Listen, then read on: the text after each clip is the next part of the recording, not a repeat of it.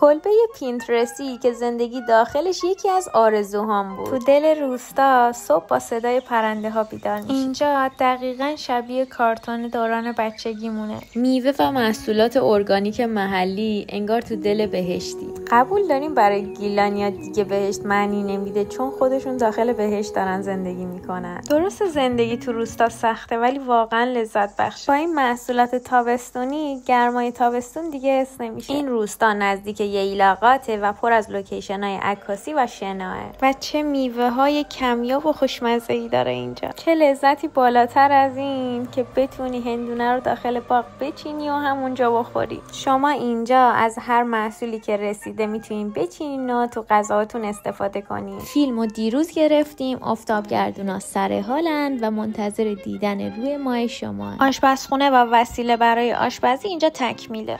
قبول دارین چای و غذای زغالی خیلی خوشمزه تره؟ چون اینجا نزدیک رودخونه است و آب و هواش خیلی خوبه، طعم میوه ها بی‌نظیرن. سعی کردم کل میوه ها رو نچینم، بذارم شما هم بیاین لذتشو ببرین. اگه تو هم مثل من از آلودگی شهر و سر و صدا خسته شدی، اینجا بهترین هدیه میتونه به خودت باشه.